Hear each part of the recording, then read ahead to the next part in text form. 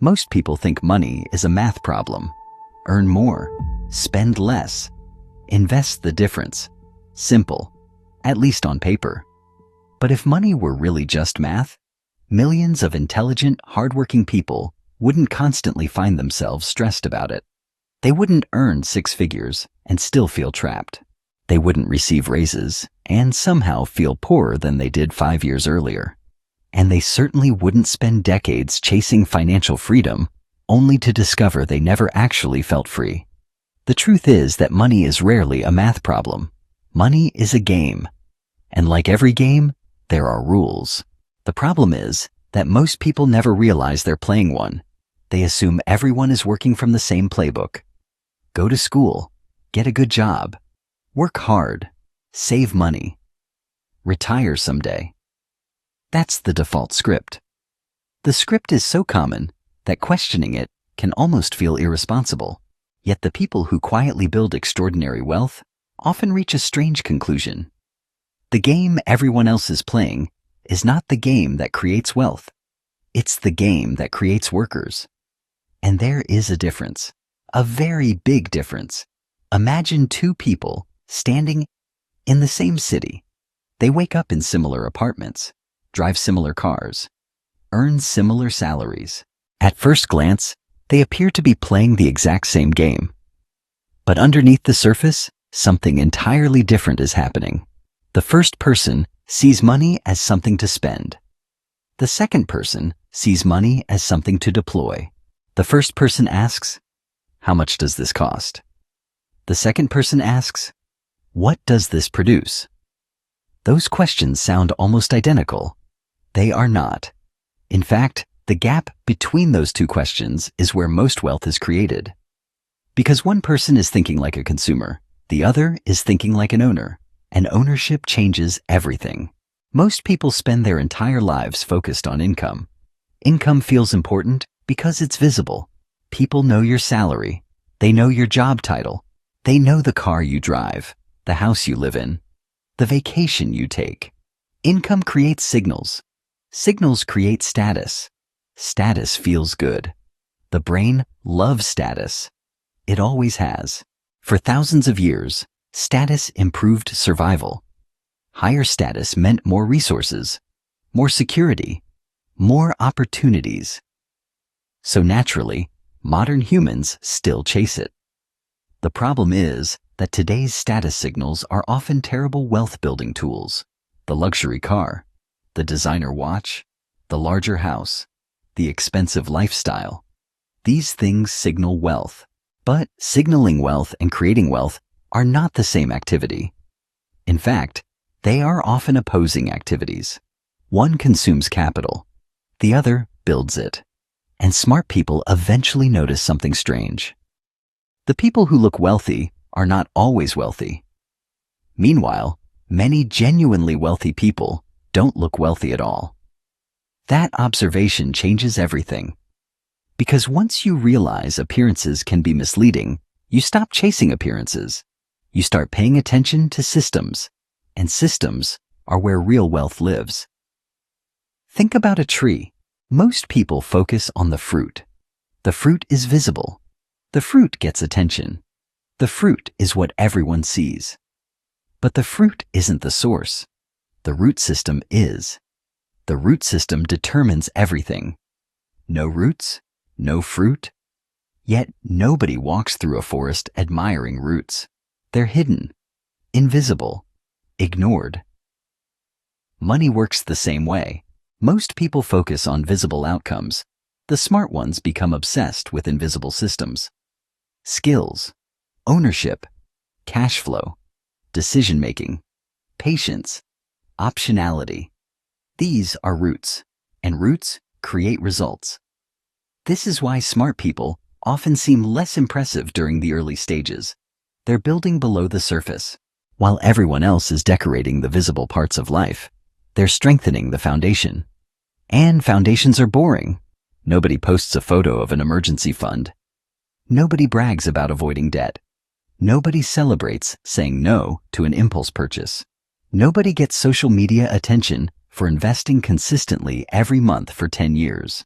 Those actions are invisible. But invisible actions often create visible futures. That's why the money game smart people play feels strange from the outside. They delay gratification longer. They think further ahead. They care less about appearing successful and more about becoming successful. And those are very different goals. One seeks admiration. The other seeks freedom. Freedom is the real prize, not the car, not the watch, not the applause. Freedom. The ability to choose. The ability to say no. The ability to walk away. The ability to survive uncertainty without panic. The ability to control your own time. Time is what smart people are actually buying, not things. Time, because eventually they realize something most people never do. Money is stored life energy. Every dollar represents hours, days, weeks, months, pieces of your life converted into currency. Once you understand that, spending changes. You stop asking, "Can I afford this?" and start asking, "Is this worth part of my life?" That's a much harder question, and it leads to very different decisions. The average person sees a purchase. The smart person sees the hours required to earn it. The average person sees a monthly payment. The smart person sees years of commitment. The average person sees a reward. The smart person sees a trade-off. And wealth is largely the result of understanding trade-offs better than other people. Every financial decision closes some doors and opens others. Most people focus on what they're getting. Smart people focus on what they're giving up. Because opportunity cost is one of the most powerful forces in finance, and almost nobody talks about it. Every dollar spent has an invisible twin, the thing that dollar could have become, the investment it could have funded, the ownership it could have purchased, the future flexibility it could have created. The average person sees the visible purchase. The smart person sees the invisible alternative. And that's why they often make different choices. Most people spend years trying to increase income. Smart people spend years trying to increase ownership. At first, the difference seems small. A paycheck arrives. Bills get paid. Life moves forward. Everything appears normal. But over time, ownership begins doing something income never can. It starts working when you're not. This is one of the biggest mental shifts in the entire money game. Most people think, "How can I make more money?" Smart people eventually start asking, "How can I own things that make money?" That's a completely different question. One focuses on labor. The other focuses on leverage. And leverage is where wealth starts accelerating. Think about it. A salary is tied to your presence. You stop working. The income stops. Ownership doesn't operate that way. A business can produce income while you sleep. Investments can grow while you're on vacation. Assets can appreciate while you're spending time with family. Ownership separates effort from results. And once someone experiences that, it's very difficult to go back to thinking only in terms of income. This is why many intelligent people become fascinated with investing. Not because they're obsessed with money, because they're obsessed with leverage. Leverage is one of the closest things to a financial superpower. It's the ability to make one action produce many outcomes.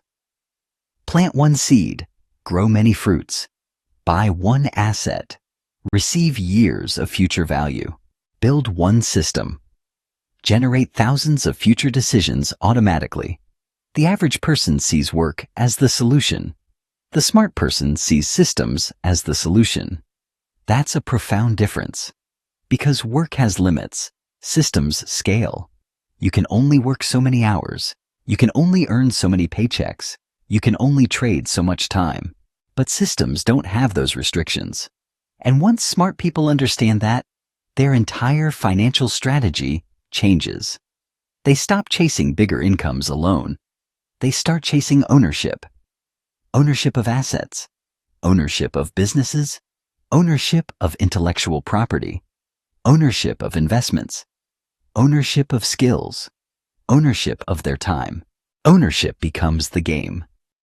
And the interesting part is that this often makes them appear less successful at first, because ownership requires sacrifice in the beginning. Most people spend raises. Smart people redirect raises. Most people increase lifestyle. Smart people increase assets. Most people upgrade consumption. Smart people upgrade cash flow. Neither decision feels dramatic. That's the trick. Wealth is usually built through decisions that feel insignificant in the moment. Nobody wakes up and becomes wealthy overnight. The reality is far less exciting. One good decision, then another, then another, then another, repeated thousands of times. The problem is that human beings hate slow progress. We're wired for immediate rewards. The brain loves now. Now feels certain. The future feels abstract. This creates one of the most expensive psychological traps in existence: lifestyle inflation. Lifestyle inflation is the invisible force that keeps people running faster without moving forward. A person earns $40,000. Life feels tight. They dream about earning $60,000. Then they reach $60,000. For a moment, everything feels different. Then, the apartment gets upgraded. The car gets upgraded. The subscriptions increase. The spending expands. Soon, the new income feels normal. The pressure returns. Then, they chase $80,000. Then, $120,000. Then, $200,000. The cycle repeats. The numbers change. The feeling stays the same. This is why some people earn enormous incomes and still feel financially trapped. Because income rose. But obligations rose too. Every raise created a larger lifestyle. Every larger lifestyle created larger fixed expenses. Every larger fixed expense created new dependence. And dependence is the opposite of freedom. Smart people recognize this early, not because they're smarter, because they pay attention. They notice something that most people miss. The goal isn't earning more. The goal is needing less. That's a very different game. One requires constant growth. The other creates breathing room. The first says, "How can I make more money?" The second asks, "How much freedom does my current money create?" That's a more powerful question. Because freedom isn't measured by income. It's measured by flexibility. A person earning $80,000 with low expenses may have more freedom than someone earning $250,000 with enormous obligations. Society rarely talks about that. Because income is easy to measure. Freedom isn't. Freedom is invisible. Freedom is the ability to leave, the ability to wait, the ability to choose, the ability to survive, the ability to say no. And saying no becomes one of the most important wealth-building skills of all. No to unnecessary debt. No to status purchases. No to keeping up with people who aren't paying your bills. No to financial decisions made for appearances. Every meaningful yes requires meaningful no's. The quietly wealthy understand this, which is why they often seem unusually patient. They're not trying to win this year. They're trying to win the decade. That's another psychological difference. Most people dramatically underestimate the power of 10 years. 10 years feels distant, too far away to matter emotionally. But almost every extraordinary financial outcome is the result of a decade-long process. Businesses take years. Investments take years. Skills take years. Trust takes years. Relationships take years. Reputation takes years. Everything valuable compounds, and compounding rewards patience more than intelligence. That's difficult for people to accept, because intelligence feels powerful. Patience feels ordinary. Yet patience repeatedly defeats brilliance when money is involved. A genius who constantly changes direction often loses to an average person who stays consistent. Not because they're smarter, because compounding requires time, and time punishes impatience.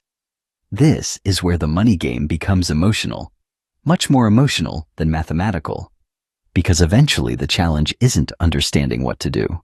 The challenge is continuing to do it when nothing exciting is happening, continuing when friends seem ahead, continuing when progress feels invisible, continuing when nobody notices, continuing when social media suggests everyone else is winning.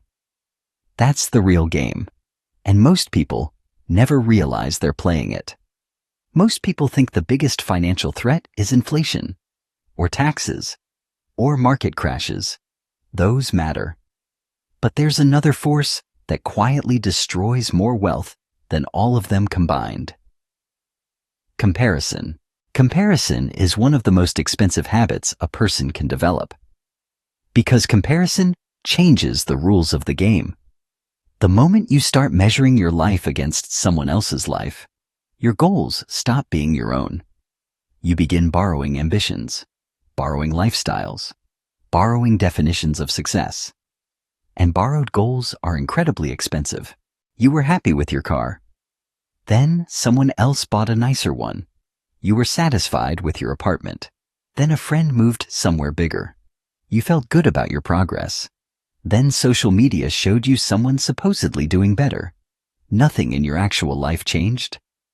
Yet, suddenly, everything felt insufficient. That's the power of comparison. It manufactures dissatisfaction. And dissatisfaction is profitable. Entire industries depend on it. Advertising depends on it. Luxury branding depends on it. Social media depends on it. Status culture depends on it. The message is always the same. You're close, but not quite there. Just one more purchase. One more upgrade. One more achievement. One more level. Then you'll finally feel successful. But the finish line keeps moving. That's the trap. Most people think wealth will solve comparison. In reality, comparison scales. Someone earning $50,000 compares themselves to people earning $80,000. Someone earning $500,000 compares themselves to people earning $1 million. Someone with $1 million compares themselves to someone with 10 million. The numbers change. The psychology remains. Because comparison has no finish line. And smart people eventually realize something important. A game with no finish line cannot be won, so they stop playing. Not completely. They're still human. Everyone compares themselves sometimes. The difference is that they don't build their lives around it. They stop asking, "How do I look?" and start asking, "How do I live?" That's a much better question, because appearance is public. Life is personal. Appearance depends on other people's opinions. Life depends on your own experience. One is fragile. The other is durable. This is why many genuinely wealthy people appear surprisingly ordinary.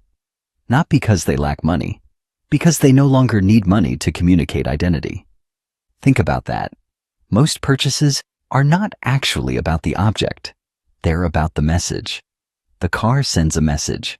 The watch sends a message. The house sends a message. The clothing sends a message. The vacation sends a message.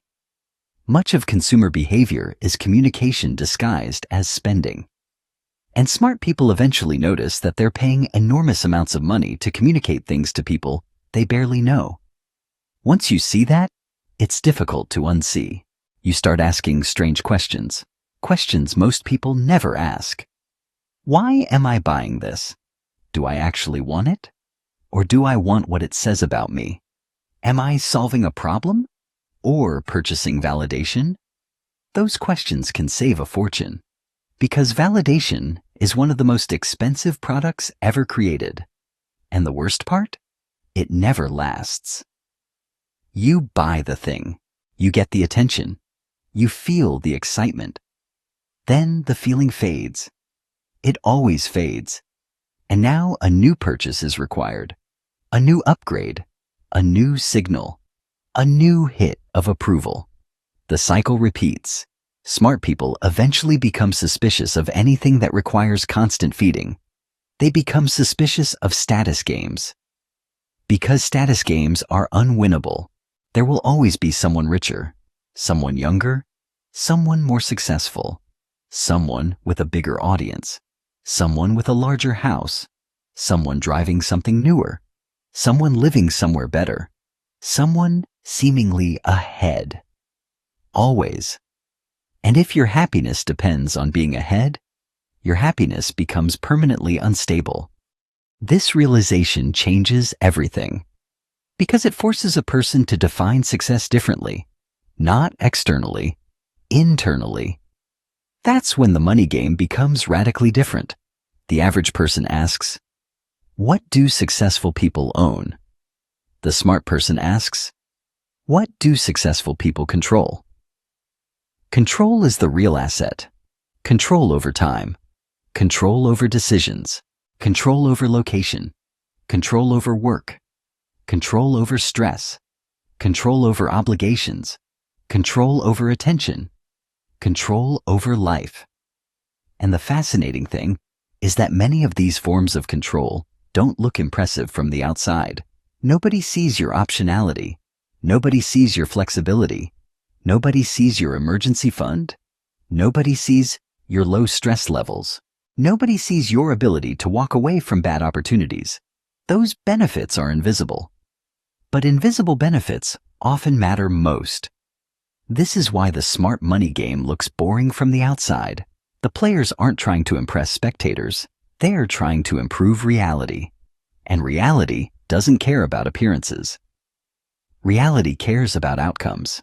This creates one final shift. Perhaps the most important shift of all.